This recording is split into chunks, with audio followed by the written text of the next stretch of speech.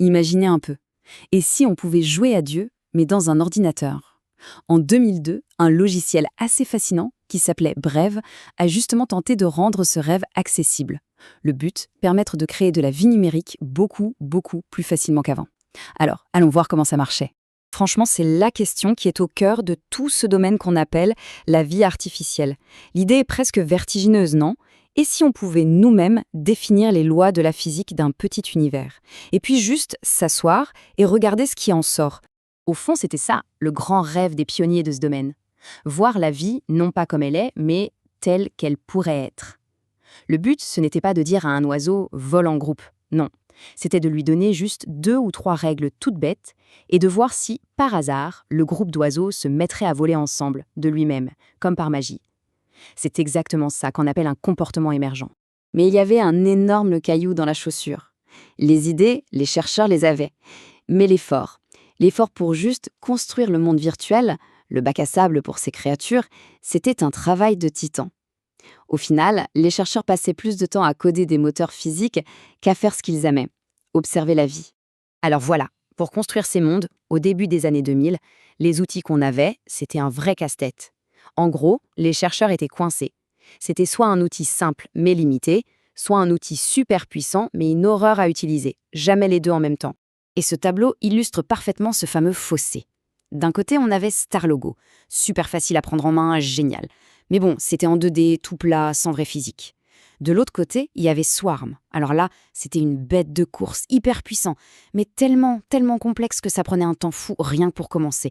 Il n'y avait vraiment rien entre les deux. Et c'est pile à ce moment-là qu'arrive le héros de notre petite histoire. Bref, c'est un environnement de simulation qui a été pensé exactement pour ça, pour combler ce vide, pour enfin proposer le meilleur des deux mondes.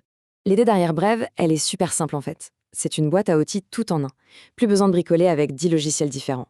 Là, on ouvrait la boîte et on avait un monde 3D prêt à l'emploi, un moteur physique qui gérait tout seul les collisions, une gestion du temps qui était continue. Bref s'occupait de toute la tuyauterie un peu pénible. Et ça permettait enfin aux créateurs de se focaliser sur ce qui les intéressait vraiment, la vie elle-même. Ok, c'est bien beau tout ça, mais concrètement, comment ça marchait, cette fameuse boîte à outils? On va jeter un œil sous le capot pour comprendre ce qui la rendait si efficace, et surtout, si facile à utiliser. Le secret, en fait, c'était un langage de programmation fait maison qui s'appelait Steve. Il avait été créé spécialement pour la simulation 3D. L'idée, c'était de virer tout ce qui était compliqué et inutile pour ne garder que l'essentiel. Comment on donne des ordres à des créatures dans un monde en 3D? Regardez-moi cette ligne de code. Elle résume à elle seule toute la philosophie de Brave. Self, move to, 1, 0, 0. C'est presque de l'anglais en fait.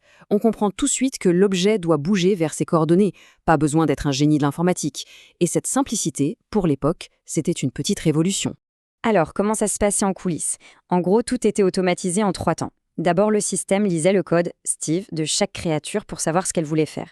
Ensuite, et ça c'est le truc génial, le moteur physique calculait tout seul les conséquences, les mouvements, les collisions. Et enfin, l'image à l'écran était mise à jour. Le chercheur, lui, n'avait qu'à s'occuper de la première étape, le reste était géré automatiquement. Et il y avait une autre petite astuce super maligne dans Brève. Pensez à un essaim d'oiseaux. Pour que ça marche, chaque oiseau doit savoir où sont ses voisins les plus proches. Normalement, d'un point de vue informatique, c'est un cauchemar. Il faudrait que chaque oiseau calcule sa distance par rapport à tous les autres à chaque image. Ça ralentirait tout. Eh bien, Brève avait un système optimisé pour détecter les voisins super rapidement, ce qui rendait ces simulations de foule possibles et rapides. Bon, assez parlé de technique. Le plus intéressant, c'est de voir ce qu'on pouvait faire avec cette boîte à outils. Alors on va regarder quelques exemples concrets pour voir comment tout ça prenait vie à l'écran.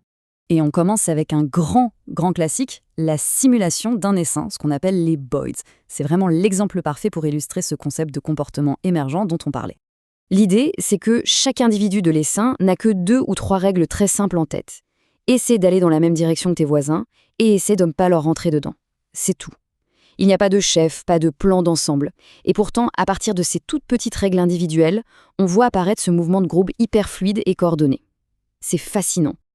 Allez, on monte d'un cran en complexité. Maintenant, on va voir comment on pouvait utiliser un algorithme génétique pour apprendre à une créature à marcher. Carrément. Le terme algorithme génétique, ça peut faire un peu peur, mais avec Brève, le processus devenait super visuel. C'est d'une simplicité assez élégante en fait. Étape 1, la créature essaie de bouger ses pattes un peu au hasard. Étape 2, on mesure la distance qu'elle a parcourue. Étape 3, on prend les 2 stratégies qui ont le mieux marché et on les mélange, on les reproduit pour créer de nouvelles stratégies. Et on recommence. En répétant ça en boucle, la créature finit par découvrir, toute seule, la meilleure façon de marcher. Et pour finir, un dernier exemple qui est juste magnifique visuellement, la croissance fractale. Imaginez des petites particules qui se baladent au hasard. La seule règle, c'est que si une particule touche la masse centrale, elle s'y accroche et ne bouge plus. Et c'est tout. De cette règle ultra simple, on voit naître des structures qui ressemblent à des coraux ou à des flocons de neige. Et l'avantage de Bref, c'est que modéliser ça en 3D, c'était devenu un jeu d'enfant. Alors, après avoir vu tout ça, la question qu'on peut se poser, c'est quel est l'héritage de Bref? Qu'est-ce qu'il reste aujourd'hui de ce projet qui date quand même de 2002? En fait, la plus grande contribution de Bref, ce n'est pas une découverte en particulier.